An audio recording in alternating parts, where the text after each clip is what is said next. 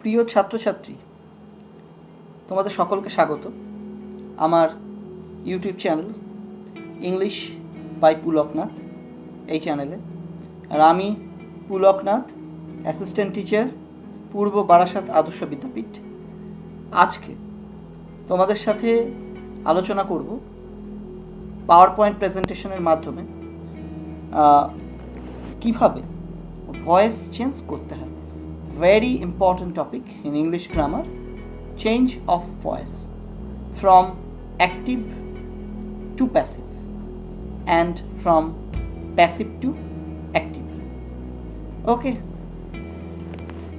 chalo, let's start. প্রথমে জেনে নিই ভয়েস ব্যাপারটা কি।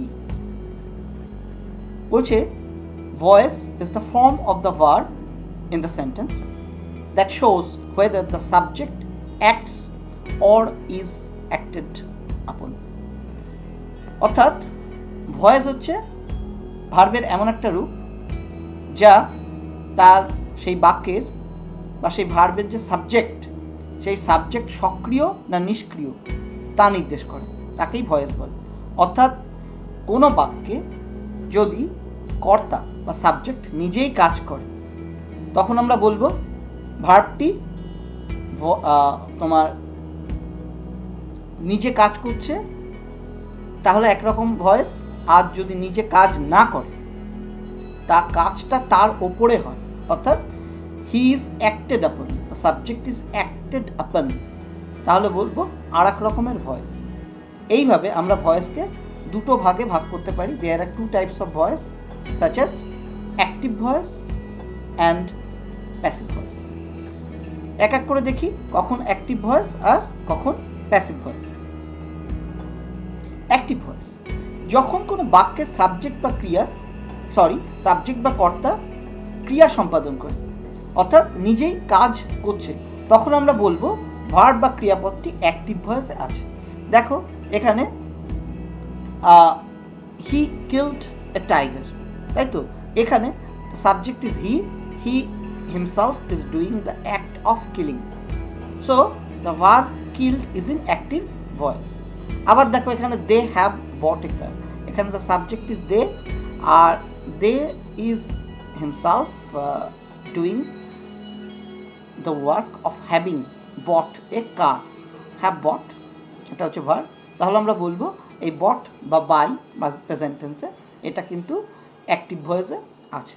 আর প্যাসিভ ভয়েস আমরা কখন বলবো?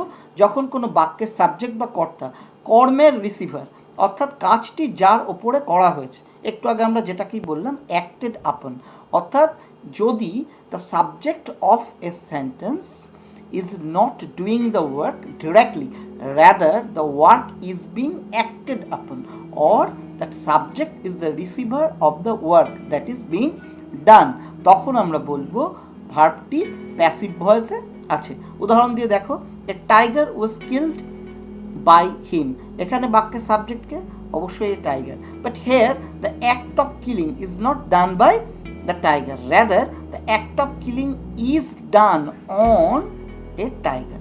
তাহলে টাইগার কিন্তু এখানে কাজ করেনি কিলের কাজটা, বরং কিলের কাজটা সাবজেক্টের ওপরে করা হয়েছে। তাহলে বুঝতে পেরেছো এখানে সাবজেক্ট টাইগার হচ্ছে রিসিভার অফ দ্য ওয়ার্ড, তাই এইখানে কিল্ড এই ভার্বটা আমরা বলবো প্যাসিভ ভয়েসে আছে। আর একটা উদাহরণ দেখো, a car has been bought by them, একটা গাড়ি তাদের দ্বারা কেনা হয়েছে। এখানে সাবজেক্ট তোমার কার আর এখানে ভার্ব হচ্ছে বট। এই বট কিন্তু কার নিজে করেনি, বরং এই বাইয়ের কাজটা বা বটের কাজটা কারের ওপরে করা হয়েছে, তাই বলবো যে এখানে এই বট এই ভার্বটা প্যাসিভ ভয়েসে আছে। তাহলে আমাদের ক্লিয়ার হলো কখন অ্যাক্টিভ ভয়েস হয় আর কখন প্যাসিভ ভয়েস হয়। ভয়েসের এই হচ্ছে দুটো শ্রেণী বিভাগ, অর্থাৎ যখন বাক্যে সাবজেক্ট নিজেই ক্রিয়া সম্পাদন করে তখন আমরা বলবো ভার্বটি বা ক্রিয়াপদটি অ্যাক্টিভ ভয়েসে আছে, আর যখন সাবজেক্ট নিজে কাজটি করে না বরং কাজটি সাবজেক্টের ওপরে করা হয় তখন আমরা বলবো যে ভার্বটি প্যাসিভ ভয়েসে আছে। ওকে, চলো ভয়েস দেখতেই পাচ্ছ, ভয়েস আমাদের দুটো শ্রেণী, একটা হচ্ছে অ্যাক্টিভ ভয়েস আর একটা হচ্ছে প্যাসিভ ভয়েস। আচ্ছা, দুটো এক্সাম্পলের মধ্যে দিয়ে দেখানো হয়েছে, বৈশিষ্ট্যগুলো, অ্যাক্টিভ ভয়েসের বৈশিষ্ট্য আর প্যাসিভ ভয়েসের বৈশিষ্ট্য যেটুকু আলোচনা করলাম। The cat chase the mouse, তাই তো, বেড়ালটা ইঁদুরটাকে তাড়া করেছিল। এখানে cat is the subject, chase হচ্ছে ভার্ব, আর মাউস হচ্ছে অবজেক্ট। তাহলে এইটা তোমার অ্যাক্টিভ ভয়েসে আছে। দেখো বাঁদিকে অ্যাক্টিভ রেখেছি আমি। অ্যাক্টিভে এখানে কাজটা কে করছে? The cat is doing the work. Cat হচ্ছে হোয়াট দ্য সাবজেক্ট ডাজ। এই ক্যাট কি কাজ করছে? ক্যাট হচ্ছে দ্য চেজিং দ্য মাউস, অর্থাৎ ইঁদুরটাকে তাড়া করার কাজ করছে। কি কি বৈশিষ্ট্য আছে দেখো অ্যাক্টিভে? Subject doing the action directly, already আলোচনা করলাম, সাবজেক্ট নিজেই কাজ করছে। আর clearly state the relation between the subject and the verb. আর এখানে এই সাবজেক্ট তোমার ক্যাট আর ভার্ব চেজের মধ্যে যে সম্পর্ক, এই সম্পর্ক কিন্তু ডিরেক্ট, অর্থাৎ ক্যাট কিন্তু নিজেই চেজিংয়ের কাজটা করছে। ওকে, আর এইবার দেখো প্যাসিভ ভয়েসের একটা এক্সাম্পল দেওয়া হয়েছে। The mouse was chased by the cat. ইঁদুরটা বেড়ালের দ্বারা তাড়িত হয়েছিল। এখানে দেখো সাবজেক্টকে অবশ্যই দ্য মাউস, ভার্ব হচ্ছে চেজ, আর অবজেক্ট কিন্তু এখানে দ্য ক্যাট। এখানে কিন্তু ফোকাস কোথায়? এর আগে কিন্তু অ্যাক্টিভ ভয়েস যেটা দেখিয়েছিল, এখানে ফোকাস ছিল দ্য ক্যাটের ওপরে। Cat was doing the work of chasing, but here the focus is not on the mouse, rather the focus is on the verb chase. The focus is on the action, the chasing, আর that chasing is done on the mouse. আর এই চেজিংয়ের কাজটা কিন্তু ইঁদুরটার ওপরে করা হয়েছে। দেখো এখানে কি বৈশিষ্ট্য প্যাসিভে? Subject become passive. এখানে যে সাবজেক্ট মাউস, এর কিন্তু ডিরেক্ট কোনো কাজ নেই, rather he is only receiving the work or the action of chasing. সাবজেক্টটা প্যাসিভে আছে, subject become passive, are the recipient of action, অর্থাৎ যে কাজটা হচ্ছে তার প্রাপক। এই চেজিংয়ের কাজটা কিন্তু মাউসের ওপরে হচ্ছে, অলরেডি আমরা আলোচনা করেছি। আর one to emphasize the receiver of an action. তোমার এইখানে যে প্যাসিভে আমরা কি দেখব? যে কাজের রিসিভার, প্রাপক, এখানে মাউস, এই সাবজেক্ট, এটাকেই কিন্তু তোমার জোর দেওয়ার চেষ্টা করা হয়েছে। ওকে, তাহলে আমরা বুঝতে পারলাম অ্যাক্টিভ আর প্যাসিভ ভয়েস, আর অ্যাক্টিভ আর প্যাসিভ ভয়েসের ওপরে মধ্যে একটা বেসিক ডিফারেন্স। আচ্ছা, এবং এইবার এই বেসিক ডিফারেন্স যা আমরা বুঝলাম, তার উপরে ভিত্তি করে এইবার আমাদেরকে শিখতে হবে যে ভয়েস চেঞ্জ, অর্থাৎ from active to passive or vice versa, অর্থাৎ প্যাসিভ টু অ্যাক্টিভে যেতে গেলে যে নিয়মাবলী আমাদেরকে ফলো করতে হয়। দেখো তাহলে ভয়েস চেঞ্জের সাধারণ নিয়মাবলী। দেখো আমরা ভয়েস সাধারণত অ্যাসার্টিভ সেন্টেন্সের করতে পারি, ইম্পারেটিভ সেন্টেন্সের করতে পারি, আর ইন্ট্রোগেটিভ সেন্টেন্সের। এই তিন ধরনের বাক্যে সাধারণত ভয়েস চেঞ্জ হয়ে থাকে। এই ভয়েস চেঞ্জ করতে গেলে কতগুলো বেসিক বা সাধারণ নিয়ম আমাদেরকে মানতে হবে, যা তিনটে ধরনের বাক্যের ক্ষেত্রেই প্রযোজ্য হবে। এছাড়া প্রত্যেকটা টাইপ অফ সেন্টেন্সের আলাদা আলাদা কিছু নিয়ম আছে। তাহলে আমরা উদাহরণের সহযোগে কিন্তু একটা একটা করে তোমাদের দেখাবো যে কিভাবে অ্যাক্টিভ থেকে প্যাসিভে আমরা রূপান্তর করব। প্রথমে আলোচনা হচ্ছে সাধারণ নিয়মগুলো, যা সবার ক্ষেত্রে প্রযোজ্য। খুব মন দিয়ে দেখবে, তাহলে কিন্তু, এবং বারবার দেখবে, তাহলে কিন্তু আর ভুল হওয়ার কথা নয়। দেখো প্রথম নিয়মটা কি? অ্যাক্টিভ থেকে প্যাসিভ ভয়েস করার সময় অ্যাক্টিভ ভয়েসের অবজেক্ট প্যাসিভ ভয়েসের সাবজেক্টের স্থলে এবং সাবজেক্ট অবজেক্টের স্থলে বসে। That is the first rule. তাহলে প্রথম এক্সাম্পলটি দেখো, হি কিল্ড এ টাইগার। এখানে সাবজেক্ট হচ্ছে, এখানে হচ্ছে সাবজেক্টটা হচ্ছে তোমার হি, আর অবজেক্টটা হচ্ছে টাইগার। তাহলে দেখো কি বলেছি? অবজেক্ট সাবজেক্টের স্থলে। দেখো প্যাসিভ করার সময় কি হয়েছে? টাইগার কিন্তু প্যাসিভে সাবজেক্টের স্থলে চলে এসছে, আর সাবজেক্ট হি কোথায় চলে এসছে? অবজেক্টের স্থলে চলে এসছে। তীর চিহ্নের মাধ্যমে কিন্তু তোমাদেরকে দেখানো হয়েছে। পরের এক্সাম্পলটাও একই, দে হ্যাভ বট এ কার। তারা একটা গাড়ি কিনেছে। যখন আমরা প্যাসিভ করেছি কি হয়েছে? A car has been bought by them. এখানেও দেখো কার এই অবজেক্টটা সাবজেক্টের স্থলে চলে এসছে, আর দে এই সাবজেক্টটা কিন্তু অবজেক্টের স্থলে চলে এসেছে। এটা একদম আমাদেরকে প্রথমেই মনে রাখতে হবে। এটা হচ্ছে জেনারেল রুল বা সাধারণ নিয়মাবলী নাম্বার 1, যে object goes to the place of subject while doing from active to passive, and subject goes to the position of object. Okay, rule number 2, passive voice একটি to be to have verb বসাতে হয়। তাহলে subject object সাবজেক্টের জায়গায় এলো, আর subject অবজেক্টের স্থানে এলো। বেশ কথা। এইবার কি হবে? এইবার যেটা হবে সেটা কিন্তু খুব গুরুত্বপূর্ণ এবং ভীষণ ভালো করে মনে রাখতে হবে এবং বুঝতে হবে। প্যাসিভ ভয়েস একটি টু বি অথবা টু হ্যাভ ভার্ব বসে।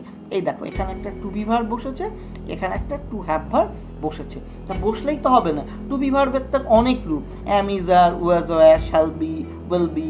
হ্যাভ ভার্বের অনেক রূপ, হ্যাভ, হ্যাজ, পাস্ট টেন্সে হ্যাড, ফিউচারে শ্যাল হ্যাভ, উইল হ্যাভ। তাহলে কোনটা বসবে?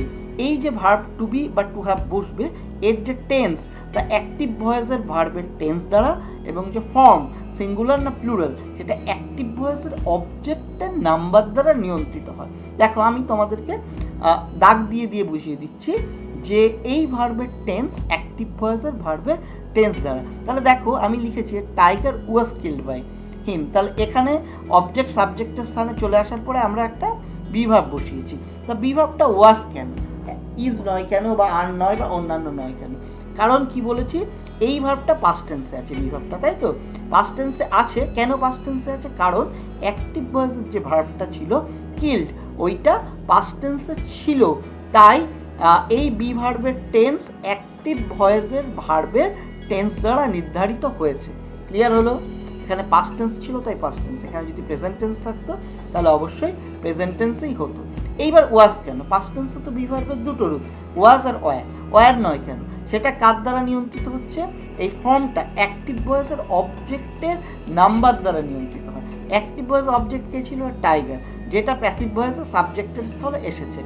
এর যে নাম্বার, দেখো ওটা সিঙ্গুলার ছিল তাই এখানে ওয়াজ হয়েছে। আর যদি বলতো হি কিল্ড টাইগার্স, তখন কি হতো? Tigers were killed by him.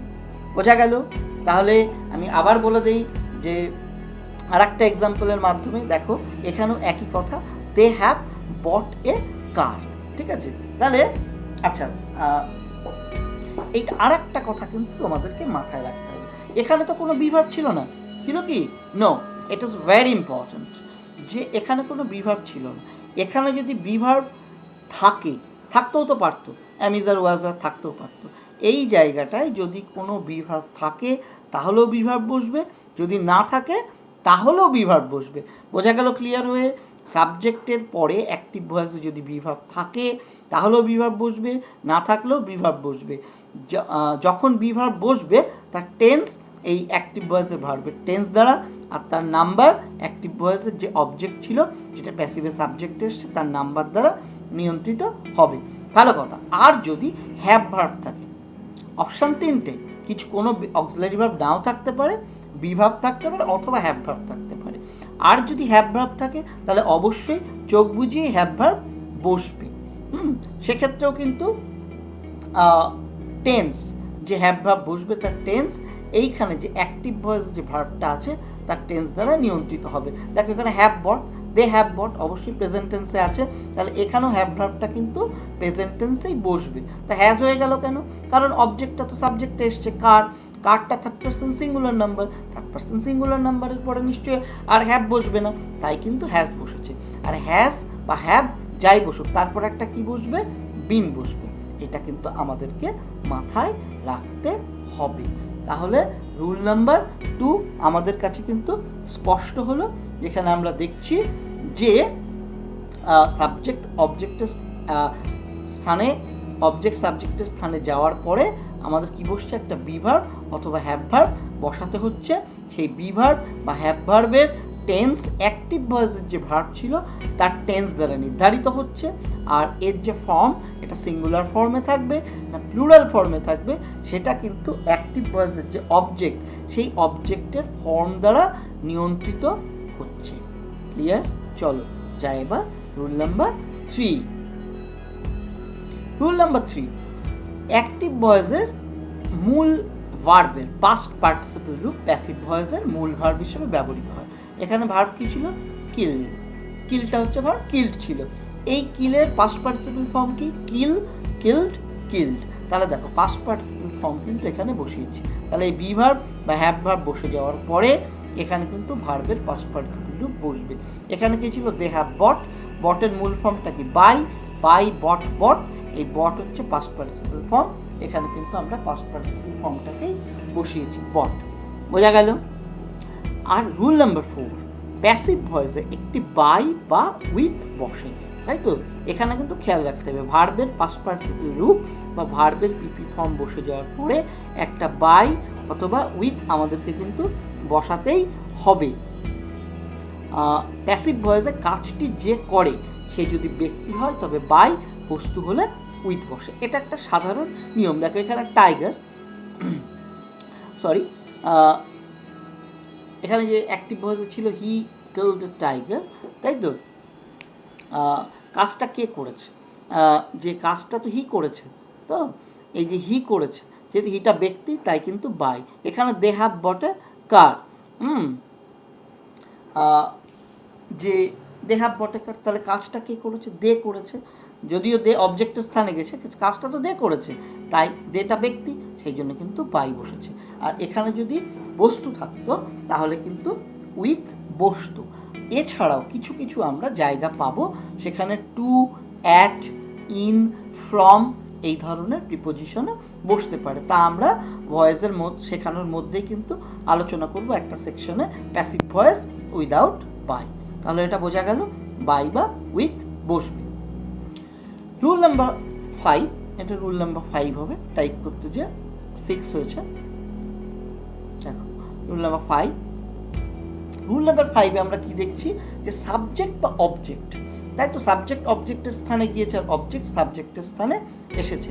Subject বা অবজেক্টটি যদি নাউন হয় তাহলে তা অপরিবর্তিতভাবে বসে, এবং যদি প্রোনাউন হয় তবে তা নিম্নলিখিতভাবে পরিবর্তিত হয়। কেমন? যদি আই থাকে মি হয়ে যাবে, এটা কিন্তু একদম মুখস্থ করে রাখতে হবে।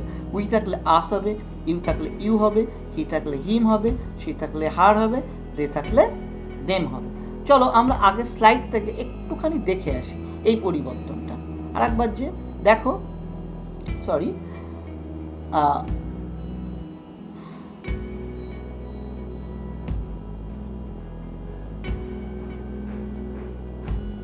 সরি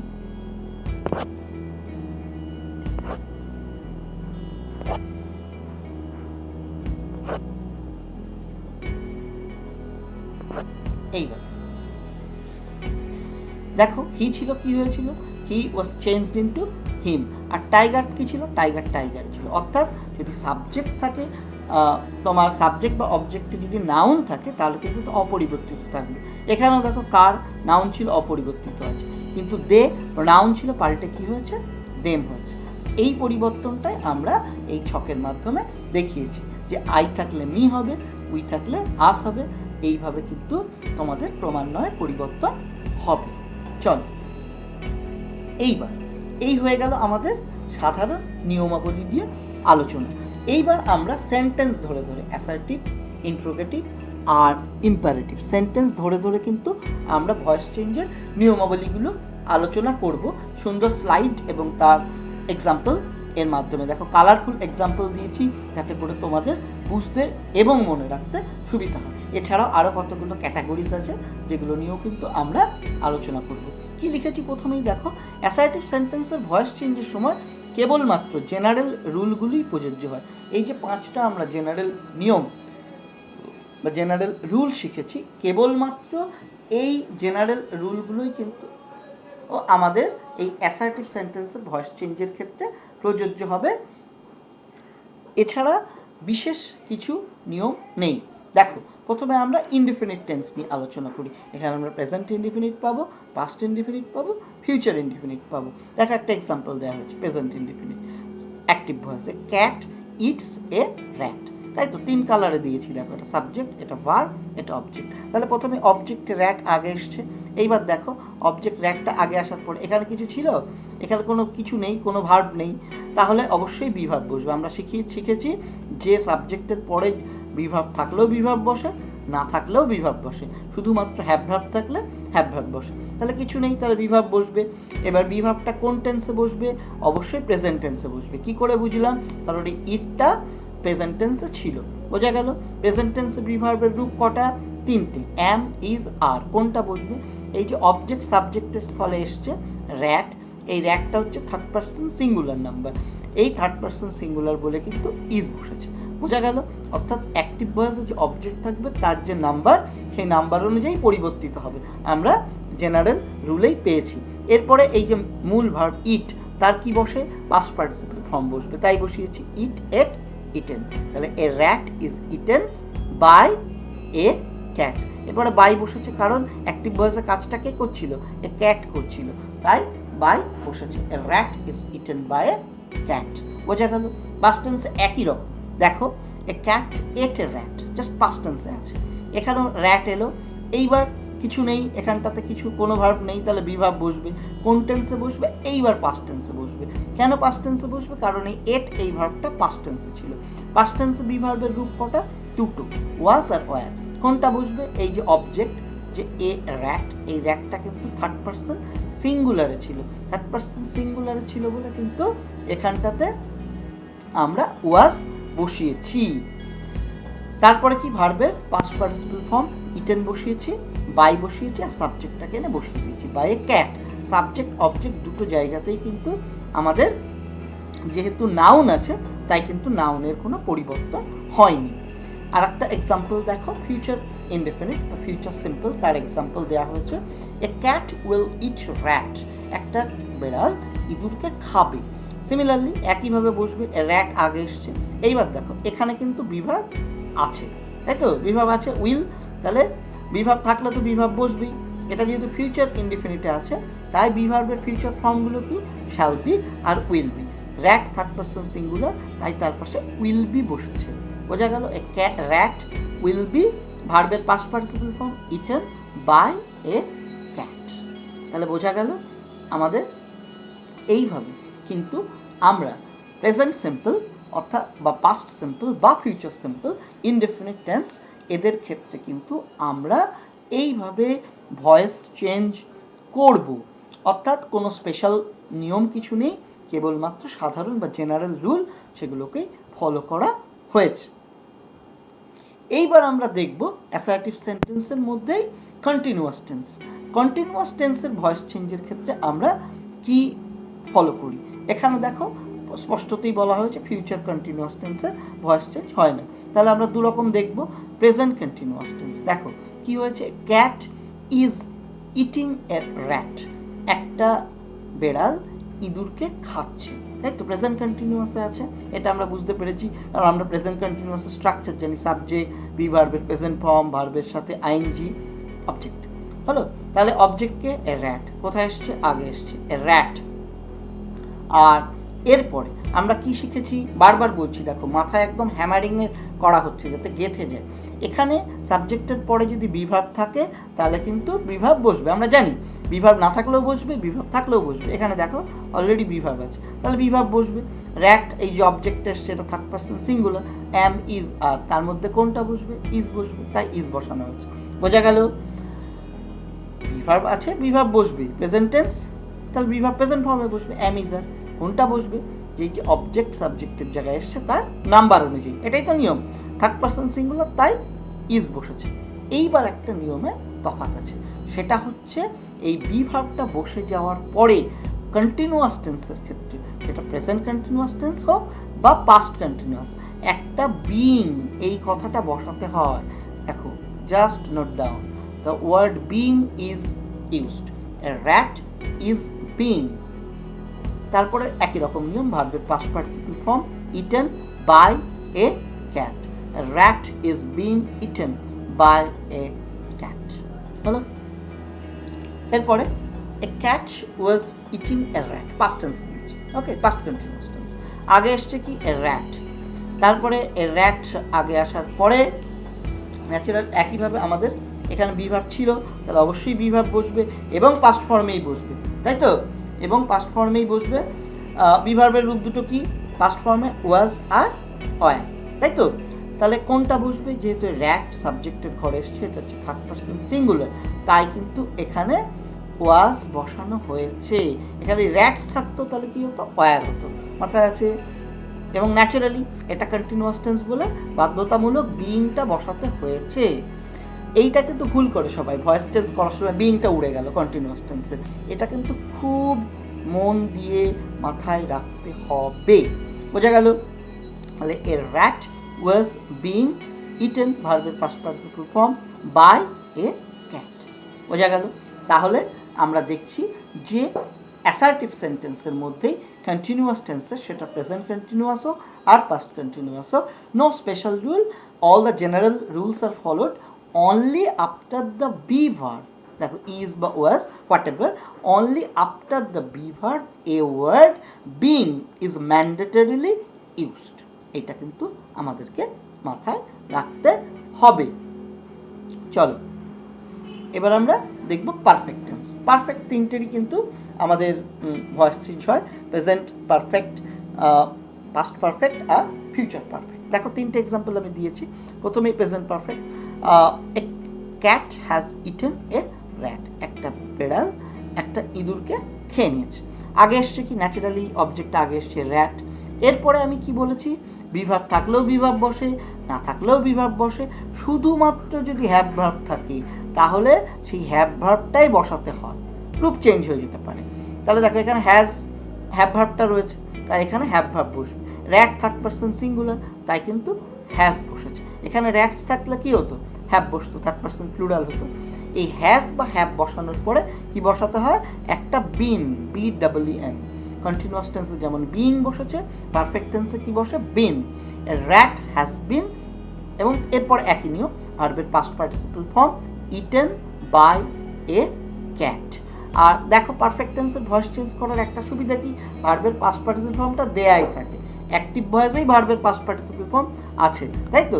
প্যাসিভ ভয়েস একদম চোখ বুঝিয়ে সেটা বসিয়ে দেওয়া যায় আর কি, কোনো চেঞ্জ হলেও কিছু হবে না, কোনো চেঞ্জই হবে না এখানে। ওকে, এইবার past perfect tense, A cat had eaten a rat, একটা ক্যাট একটা ইঁদুরকে খেয়েছে। ন্যাচারালি আগে কে যাবে, র্যাট গেল, বসলো র্যাট। হ্যাড যদি থাকে তো চোখ বুঝিয়ে হ্যাডই বসবে, আর কোনো চেঞ্জ হবে না। হ্যাজ হ্যাভ থাকলে তাও হ্যাজ বসবে না হ্যাভ বসবে, এর একটা চয়েস থাকতে পারে, কিন্তু হ্যাডের ক্ষেত্রে কোনো চয়েস নেই, হ্যাড থাকলে হ্যাডই বসবে। এ র্যাট হ্যাড, এরপরে একটা যেমন বসে বিন, বিন বসবে, বিন বসিয়েছি। A rat had been eaten by a cat হলো। এবার হচ্ছে future perfect. Future perfect, a cat will have eaten a rat, একটা ইঁদুর একটা বেড়াল ইঁদুরকে খাইবে আর কি, will have eaten rat, future perfect. দেখো একইভাবে হবে, কালার আলাদা আলাদা কালার দিয়ে বুঝিয়েছি। অবজেক্ট সবুজ কালিতে আগে এসছে এ র্যাট। এরপরে দেখো শ্যাল হ্যাভ বা উইল হ্যাভ থাকলে কিন্তু আমাদের শ্যাল হ্যাভ বা উইল হ্যাভই বসবে। কোনটা বসবে সেটা এই যে অ্যাক্টিভ ভয়েসের অবজেক্ট ছিল, যা প্যাসিভ ভয়েসের সাবজেক্ট হয়েছে এর নাম্বার অনুযায়ী, যেমন আগেরগুলো বসছে থার্ড পারসন সিঙ্গুলার, তাই তারপরে কি বসবে উইল হ্যাভ বসবে, তাই তো। এখানে র্যাট না থেকে যদি আই থাকতো তাহলে কি হতো, সেখানে শ্যাল হ্যাভ বসতো, তাই তো।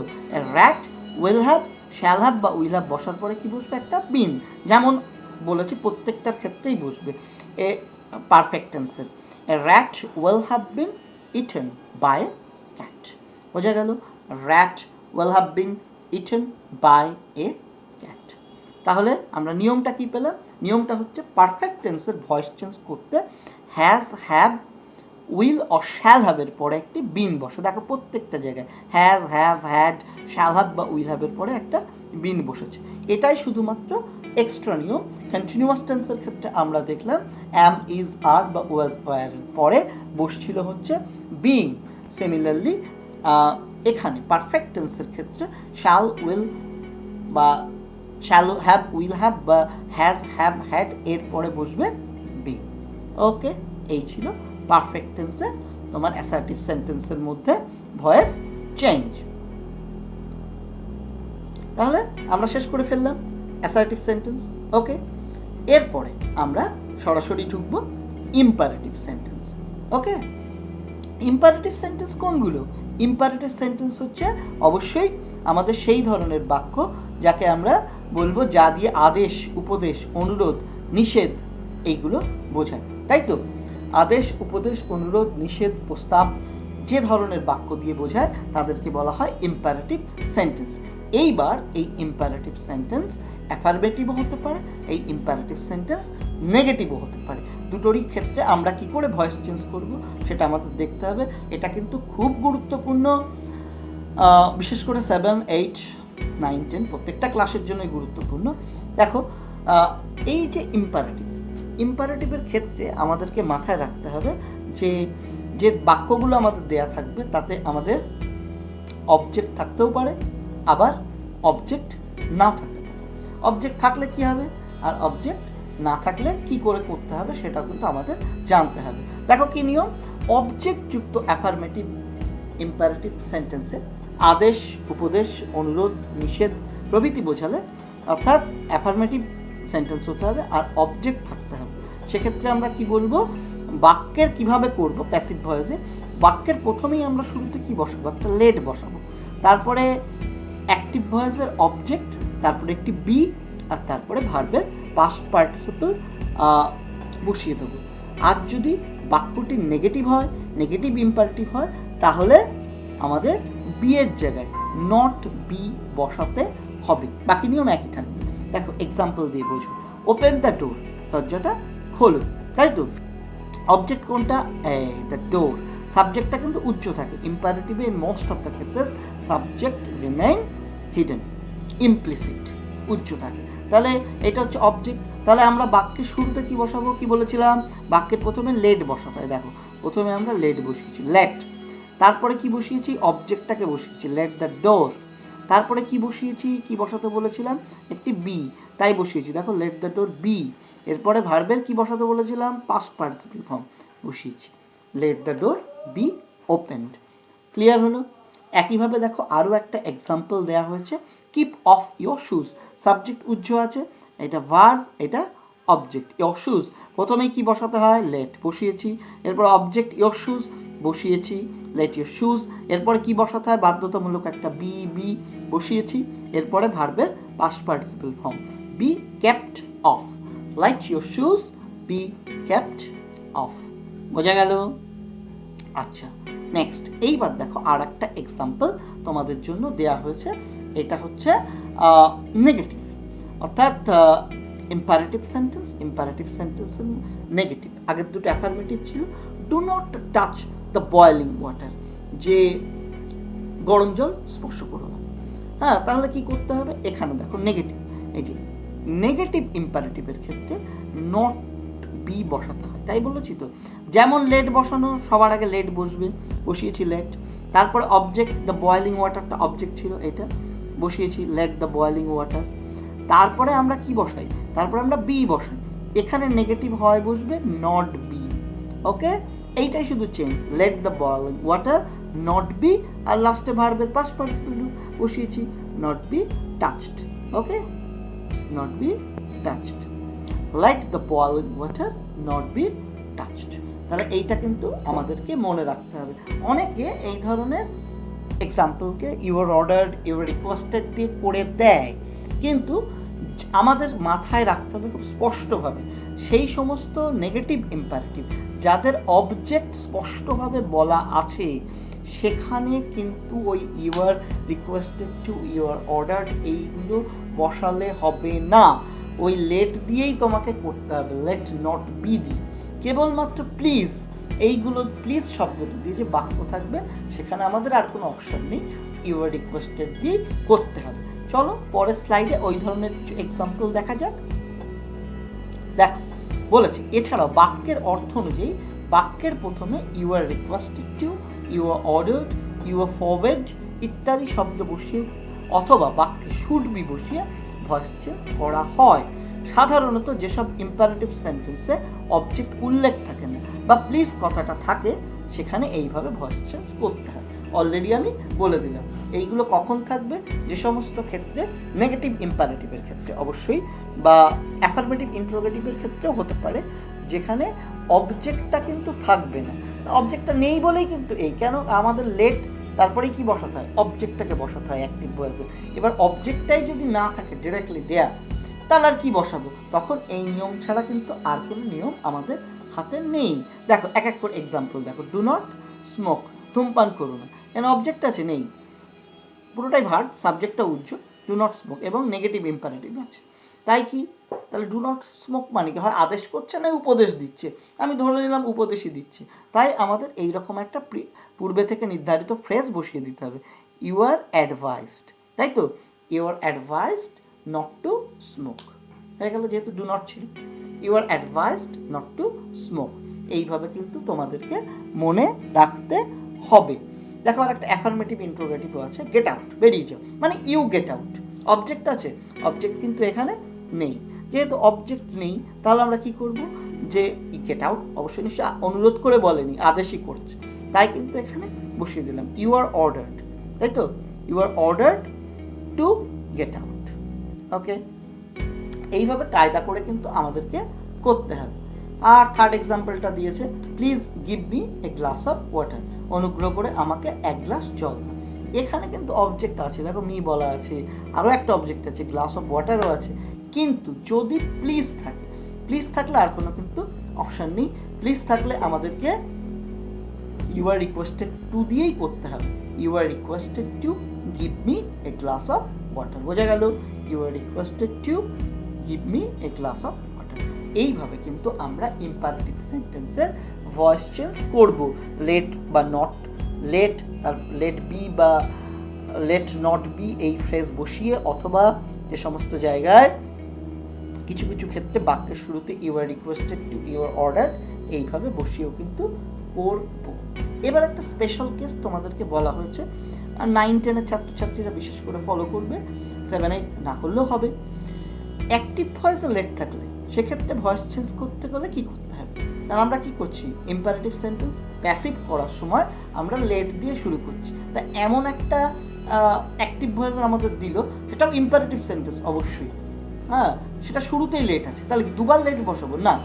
সেক্ষেত্রে কি হবে, অ্যাক্টিভ ভয়েসে লেট থাকলে সেক্ষেত্রে ভয়েস চেঞ্জ করতে হলে লেটটা আমাদের রেখে দিতে হবে, অথবা মেবি অ্যালোড টু এই শব্দটা কিন্তু আমাদেরকে বসাতে হবে। ঠিক আছে, দেখো কিভাবে হচ্ছে, একটা এক্সাম্পলের মাধ্যমে কিন্তু তোমাদেরকে আমি দেখানোর চেষ্টা করেছি। দেখো এটা হচ্ছে let him take the seat, তাকে সিটটা নিতে দাও। দেখো বাক্যের শুরুতে কি আছে, বাক্যের শুরুতে লেট আছে, let him take the seat, খুব ভালো কথা। এইবার দেখো লেটটা কিন্তু রেখে দিচ্ছি, লাগতে বলেছে, লেট রেখে দিতে হবে। তারপরে যেমন অবজেক্টটা আসে, দ্য সিট এসছে, লেট দ্য সিট। তারপরে বি, যেমন বি বসেছে আর ভার্বের পাস্ট পার্টিসিপল বসেছে, let the seat be taken by him. এই এক্সাম্পলটা মনে রাখবে, তাহলে কিন্তু এই ধরনের বিষয়গুলো করতে পারবে। অথবা কি, মেবি অ্যালোড টু বসেও করা যেতে পারে, লেট হিম গো, তাকে যেতে দাও, হি মেবি অ্যালোড টু গো, তাকে যেতে দেওয়া যেতে পারে। দেখো সেন্স কিন্তু আমরা একই রেখেছি, অর্থাৎ লেট দিয়ে যদি বাক্য শুরু হয় তাহলে আমরা লেট রেখে যেমন ভাবে নর্মাল ইম্পারেটিভ সেন্টেন্সের ভয়েস চেঞ্জ করি তেমনও করতে পারি, অথবা লেট উঠিয়ে দিয়ে মেবি অ্যালোড টু বসিয়েও করতে পারি। তাহলে এই ছিল আমাদের ইম্পারেটিভ সেন্টেন্সের ভয়েস চেঞ্জ। এবার দেখো ডাবল অবজেক্ট, এটা একটা স্পেশাল ক্যাটাগরি, 7-8-এর জন্য বিশেষ গুরুত্বপূর্ণ। এই ডাবল অবজেক্ট ক্যাটাগরিটাও কিন্তু আমাদেরকে কিন্তু মন দিয়ে করতে হবে, যে এখানে অ্যাসার্টিভ সেন্টেন্স থাকতে পারে, ইন্ট্রোগেটিভ সেন্টেন্সও থাকতে পারে। ডাবল অবজেক্ট যুক্ত ভার্বের ক্ষেত্রে আমরা কিভাবে ভয়েস চেঞ্জ করব, একটা বাক্য ধরো তোমাদেরকে দিয়ে দিয়েছে, সেটা অ্যাসার্টিভও হতে পারে, ইন্ট্রোগেটিভও হতে পারে, তার অবজেক্ট দুটো আছে, তাহলে আমার তো ফার্স্ট রুলই হচ্ছে অবজেক্ট সাবজেক্টের জায়গায় যাবে, দুটো অবজেক্ট থাকলে কোনটাকে আনবো, এইবার সেইটাই নিয়ম। ডাবল অবজেক্টযুক্ত ভার্বের ক্ষেত্রে ভয়েস চেঞ্জ করতে হলে যে কোনো একটি অবজেক্টকে সাবজেক্টের স্থলে আনা হয়, দুটো মানে অবজেক্ট থাকলে তার যে কোনো একটাকে আমাদের সামনে আনতে হবে, তারপরে জেনারেল রুল অনুযায়ী ভয়েস চেঞ্জ করতে হবে। এরপরে ভয়েস চেঞ্জের যেমন নিয়ম, সেটা যদি অ্যাসার্টিভ হয় অ্যাসার্টিভ সেন্টেন্সের নিয়মে হবে, এরপরে আমরা শেখাবো। সেটা যদি ইন্ট্রোগেটিভ সেন্টেন্স হয় তো ইন্ট্রোগেটিভ সেন্টেন্সের ভয়েস চেঞ্জের যা নিয়ম সেই অনুযায়ী কিন্তু হবে। দেখো বলছে তারপরে জেনারেল রুল অনুযায়ী ভয়েস চেঞ্জ হবে, আর তারপরে ভার্বের পাস্ট পার্টিসিপল রূপ বসানোর পরে যে অবজেক্টটাকে আমরা আনিনি সেই অবজেক্টটাকে বসিয়ে দিতে হবে, ওটা অপরিবর্তিতভাবেই বসে যাবে ভার্বের B3 ফর্মের পরে। একে কি বলছে, একে বলে রিটেইনড অবজেক্ট, অর্থাৎ রেখে দেওয়া অবজেক্ট বলে। জাস্ট দুটো এক্সাম্পল বা একটা এক্সাম্পল মাথায় রাখবে, তাহলে সহজেই কিন্তু তোমরা করতে পারবে। যেমন দেখো এখানে বলেছে রামবাবু টিচার্স আস ইংলিশ, কটা অবজেক্ট আছে, দুটো, আস আছে ইংলিশ আছে। তোমাদের সুবিধার্থে দুটো কালি দিয়ে আমি বুঝিয়েছি, আর দুটোই করে দেখিয়েছি যেখানে আগে এসছে। ধরো প্রথমটাতে আমরা আজকে আগে এনেছি, তা আজকে আগে আনলে কী হবে, সেই লিস্ট শিখিয়েছিলাম। যেমন উই থাকলে আস হয়, আস থাকলেও নিশ্চয়ই ভয়েস চেঞ্জ করার সময় অবশ্যই উই হয়। তাই দেখো আজটা কিসে পরিবর্তন হয়েছে, উই হয়েছে। প্রেজেন্ট টেন্স ছিল, দেখো কোনো বিভার্ব নেই, বিভার্ব নেই মানে বিভার্ব বসবে। প্রেজেন্ট টেন্সে আছে তাহলে বিভার্ব কি, এম, ইজ, আর, এর যে কোনো একটা বসবে। এখানে উইর পরে কি নিশ্চয়ই ইজ বসবে না, আর বসবে, বসিয়েছি উই আর। এরপরে ভার্বের পাস্ট পার্টিসিপল ফর্ম টিচ, টট, টট বসিয়েছি, উই আর টট। এই ভার্বের পাস্ট পার্টিসিপল ফর্ম বসে যাওয়ার পরে যে অবজেক্টটাকে আমি আনিনি, অর্থাৎ এখানে ইংলিশ, এইটাকে কিন্তু অপরিবর্তিতভাবে বসিয়ে দিই, তাই তো? একেই বলছে রিটেইনড, একেই বলছে রিটেইনড অবজেক্ট, তাই তো? We are taught English by Rambabu, Rambabu অপরিবর্তিত অবস্থায় বসেছে, তাই তো? এইবার একইভাবে আমি যদি ইংলিশটাকে আগে আনতাম তাহলে কি হতো, দেখো এই পরের এক্সাম্পলে তাই বসানো হয়েছে। ইংলিশটাকে আগে আনা হয়েছে, এখানে কি ছিল, বিভার্ব নেই, তাহলে বিভার্ব বসবে। কোন টেন্সে বসবে, এটা প্রেজেন্ট টেন্স, অ্যাক্টিভ ভয়েসে, তাহলে এটা প্রেজেন্ট ফর্মেই বিভার্বটা বসবে। বিভার্বের প্রেজেন্টের রূপ কটা, এম, ইজ, আর, তিনটে। ইংলিশ থার্ড পারসন সিঙ্গুলার, ওই জন্য এখানে কি বসবে, এখানে ইজ বসবে। বোঝা গেল? ঠিক আছে, এখানে উইটা ফার্স্ট পারসন প্লুরাল ছিল বলে আর হয়েছিল, এখানে কিন্তু থার্ড পারসন সিঙ্গুলার বলে ইজ হচ্ছে। এইটা কিন্তু নিশ্চয়ই মনে রাখার কথা, থাকার কথা, তোমরা 6-7 শিখে গিয়েছো। তারপরে ভার্বের পাস্ট পার্টিসিপল ফর্ম, এখানে টট যেমন বসানোর বসিয়েছি, ইংলিশ ইজ টট। এরপরে কোন অবজেক্টটাকে আনিনি, আসটাকে, এখানে দেখো আসটাকে অপরিবর্তিত অবস্থায় বসিয়ে রেখেছি, তাই তো? এই আসটাকেই বলছে retained object. English is taught us by Rambabu. Okay, আর একটা এক্সাম্পল দিয়েছি একই বিষয়, Rima sent me a gift. যদি গিফটকে আগে আনো, a gift was sent me by Rima, এখানে মিকে বসিয়ে রাখা হয়েছে। আর যদি মিকে আগে আনো তাহলে কি হবে, I was sent a gift by Rima, তাই তো? এরও একটা স্পেশাল কেস আছে। স্পেশাল কেসটা হচ্ছে অ্যাক্টিভ ভয়েসে বাক্যের শেষে অ্যাডভার্বিয়াল অথবা কোনো কমপ্লিমেন্ট থাকলে তা অপরিবর্তিত থাকে। ধরো তোমাদেরকে এমন একটা এক্সাম্পল দিল, দেখে তোমার মনে হচ্ছে দুটো অবজেক্ট আছে বাক্যটাতে, তুমি যে কোনো একটা অবজেক্টকে এনে সামনে এনে ভয়েস চেঞ্জ করবে, চলে গেল কাটা। ব্যাপারটা কি, ব্যাপারটা হচ্ছে তোমার হয়তো দেখে মনে হতে পারে দুটো অবজেক্ট, কিন্তু আদতে দুটো অবজেক্ট না, এমন কনফিউজিং দিতে পারে। একটা অবজেক্ট আর একটা হয় কোনো অ্যাডভার্বিয়াল অথবা কোনো কমপ্লিমেন্ট। যদি কোনো অ্যাডভার্বিয়াল বা কমপ্লিমেন্ট থাকে সেইগুলোকে কিন্তু আগে আনলে হবে না, ওই অবজেক্টটাকেই আগে আনতে হবে। ওই অ্যাডভার্বিয়াল বা কমপ্লিমেন্ট কিন্তু অপরিবর্তিত অবস্থাতেই থাকবে, তাই তো? এক্সাম্পল দিয়ে দেখো, he will finish the work in a week. দেখে কি মনে হতে পারে, হিটা সাবজেক্ট, তাই তো? হিটা সাবজেক্ট, ফিনিশটা ভার্ব, আর দুটো বোধহয় অবজেক্ট আছে, the work are in a week. আদতে কিন্তু তা নয়, এখানে object the work, in a উইকটা কি, এটা অ্যাডভার্বিয়াল একটা ফ্রেজ, তাহলে আগে আনতে হবে কি, ওয়ার্ক কি, দ্য ওয়ার্ক কি। ইন এ উইক যদি আগে নিয়ে আসো তাহলে কাটা যাবে। দেখো দ্য ওয়ার্ক আগে এসছে, দ্য ওয়ার্ক, এখানে উইল ছিল, তার শ্যাল উইল থাকলে তো শ্যাল বি উইল বি বসবে, চোখ বুঝিয়ে। দ্য ওয়ার্কের পরে উইল বি বসেছে, দ্য ওয়ার্ক উইল বি, ভার্বের পাস্ট পার্টিসিপল রূপ বসেছে, উইল বি ফিনিশড, বাই বসেছে, বাই এই যে সাবজেক্ট, এবার তো সাবজেক্ট এখানে চলে এলো বাইয়ের পরে, বাই হিম। আর ইন এ উইক ও শেষে যেমন বসেছিল তেমন কিন্তু বসে থাকবে, এটা মাথায় রাখতে হবে। একইভাবে দেখো তোমাদের দেখাচ্ছে আর একটা খুব গুরুত্বপূর্ণ example, we call the tiger our national animal. Subject we, verb হচ্ছে কল, অবজেক্ট কি, দ্য টাইগার। আর আওয়ার ন্যাশনাল অ্যানিমালটা কি, আওয়ার ন্যাশনাল অ্যানিমাল হচ্ছে তোমার একটা কমপ্লিমেন্ট, ওটাকে টানলে কিন্তু হবে না, শুধু দ্য টাইগারটাই এখানে সামনে যাবে, দ্য টাইগার। এবার দেখো বিভার্ব নেই, তাহলে এখানে বিভার্ব বসবে। কলটা কোন টেন্সে আছে, প্রেজেন্ট টেন্স, এম, ইজ, আর, তাই তো? দ্য টাইগারের পরে কি বসেছে, ইজ, কেন, তার টাইগারটা হচ্ছে third person singular. Tiger is ভার্বের পাস্ট পার্টিসিপল রূপ called, the tiger is called. এবার দেখো আওয়ার ন্যাশনাল অ্যানিমালটা বসে গিয়েছে, দ্য সাবজেক্টটা কোথায় গিয়েছে, বসাতে পারো, the tiger is called by us our national animal, না হলেও অসুবিধা নেই, কারণ এখানে ফোকাসটা কিন্তু আওয়ার ন্যাশনাল অ্যানিমালের ওপরে। তাহলে এই হচ্ছে তোমাদের ডাবল অবজেক্ট যুক্ত বাক্যের ভয়েস চেঞ্জ।